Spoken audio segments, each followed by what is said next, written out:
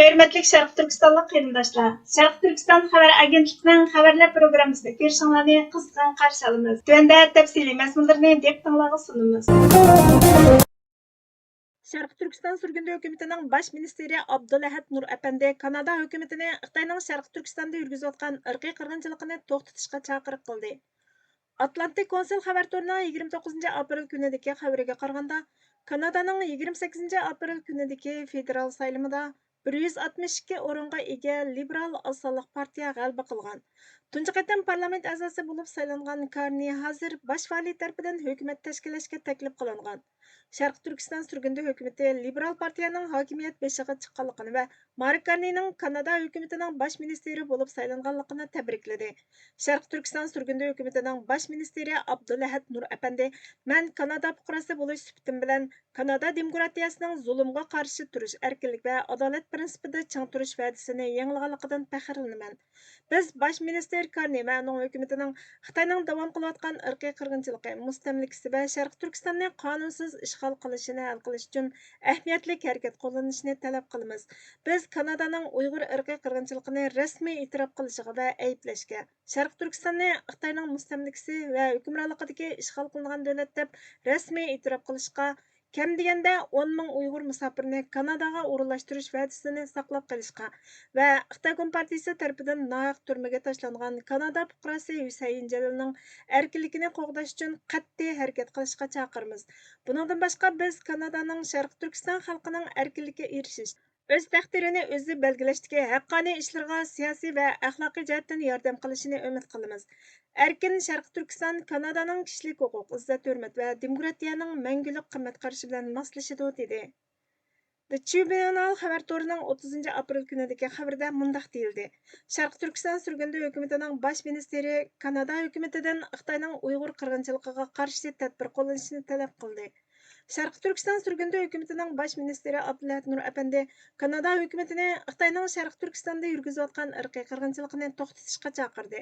Sharq Turkiston surgundi hukumatining bosh ministri Abdulahad Nur Apandi yangidan saylangan Kanada bosh ministri Mark Carney va uning liberal partiya hokimiyatini Xitoyning davom qilayotgan irqiy qirg'inchilik va Sharq Turkistonni qonunsiz ishg'ol qilishiga qarshi muhim tadbir qo'llanishga, Kanada hukumatini Uyg'ur irqiy qirg'inchiligini rasmiy e'tirof qilishga va ayblashga, Sharq Turkistonni Xitoyning mustamlikasi va hukmronligidagi territoriya deb e'tirof qilishga va Kanadadagi kam deganda 10 ming Uyg'ur musofirni o'rinlashtirish va'dasini qayta ta'kidlashga va amalga oshirishga chaqirdi. Undan boshqa u Karnini puxta tadbir qo'llanib, Xitoy yo'lsizlik qilib qamoqqa ilgan Kanada fuqarosi Husayn Jalilning qo'yib berilishiga qulaylik yaratishga chaqirdi. Abdulahad Nur Apandi saylam g'alabasini tabriklab, Sharq Turkiston surgundi hukumati va Sharq Turkiston xalqiga vakolatan bosh minister Mark Carney va liberal partiyaning saylamdagi utuqlarini chin ko'nglimdan tabriklayman. Kanada fuqarosi bo'lish sifatim bilan Kanada demokratiyasining zulmiga qarshi turish, erkinlik va adolatning qimmat qarashini qo'g'dash uchun o'zini beg'ishlaganligiga shohid bo'lganligimdan faxrlanaman dedi. Sharq Turkiston surgundi hukumati demokratik usulda saylangan Sharq Turkiston xalqiga vakillik qiladigan qonunliq organ deyildi. Bundan boshqa Sharq Turkistondagi irqiy qirg'inchilik tafsiliy bayon qilindi. Sharq Turkiston surgundi hukumatining muavin prezidenti Sayragul Savutbay xonim 2025-yili 4-oyning 29-kuni Norvegiyaning axloq va sijil tijorat uchun eng muhim supsi bo'lgan Axloq tijorat konferensi 2025da ochilish nutqi so'zildi. Axloq tijorati Norvegiya tarafidan tashkillangan va Oslodagi Densens Hasta sijil qayta qaltis holatga kelish degan temadagi bu faoliyat qurilishining 25 yilligini tabrikladi. Faoliyatga ish dunyosi, emgak, hukumat va fuqarolar jamiyatidan 300 dan ortiq vakil qatnashdi. Sharq Turkistondan kelgan Xitoyning jazo lagerlarining muhim guvohchisi Qozoq xonim doktor Sayragul Savutbay Xitoy hukumatining Uyg'ur, Qozoq, Qirg'iz va boshqa turk xalqlariga qarshi yurgizayotgan irqiy qirg'inchilik va insoniyatga qarshi jinoyat haqida jiddiy guvohlik berdi. U Xitoyning jazo lagerlarida ishlashga majburlangan ma'rifchi bo'lish sifati bilan o'zining kechirmishlarini asos qilib keng ko'lamda nazarband qilish, qiynash, majburiy emgak silish va miyush qilmishlarini bayon qildi. 1 milyonga yaqın Uyg'ur, Qozoq, Qirg'iz va boshqa turk bolalarining oilasidan majburiy ayirib etilganligini va Xitoy davlat qarmoqidagi yotoqliq maktablar va doritamlarga o'rinlashtirilganligini, bu yerda ularning milliy va diniy kimligini yo'qotishni maqsad qilgan siyosiy mengishga uchraydiganligini ta'kidladi.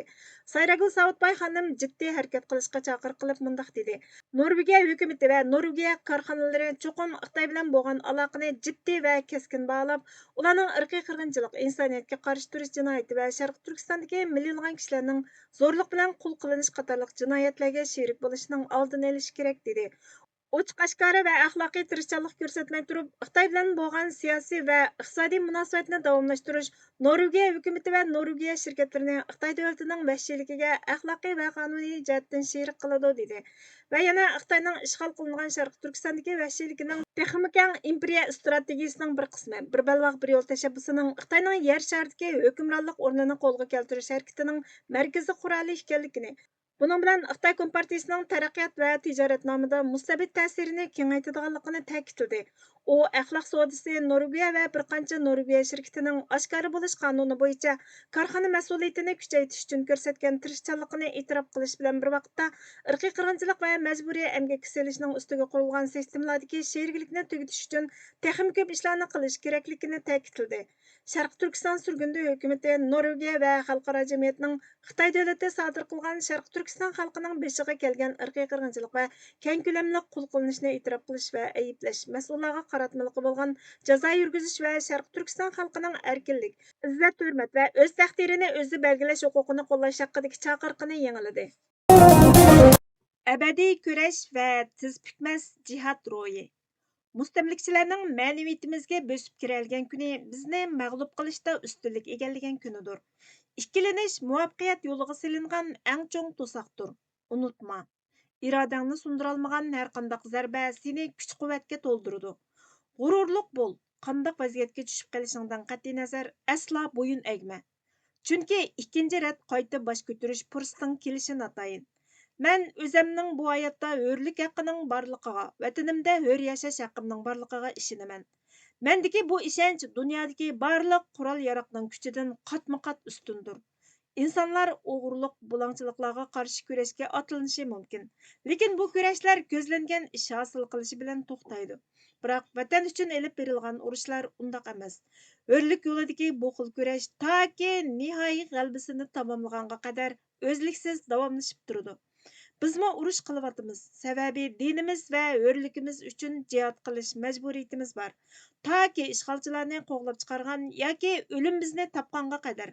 Bizning buningdan boshqa tanlash yo'limiz yo'q. Shubhisizki biz Allohning igdorchiligidamiz va Allohga jazman qaytquchilarmiz. Biz mangu taslim bo'lmaymiz. Ya g'olib kelamiz yoki bu yo'lda o'limiz. Shahidlar piri, mujohidlar atamani, cho'l arsloni kabi sifatlarga sazovar mashhur islom qahramoni Ömer Muxtarning so'zlaridan o'zindi. Bizga vaqt ayirganingiz uchun ko'pdan ko'p rahmat. Kelar qatimqi programmamizda ko'rishguncha Allohga omonat bo'lgaysizlar.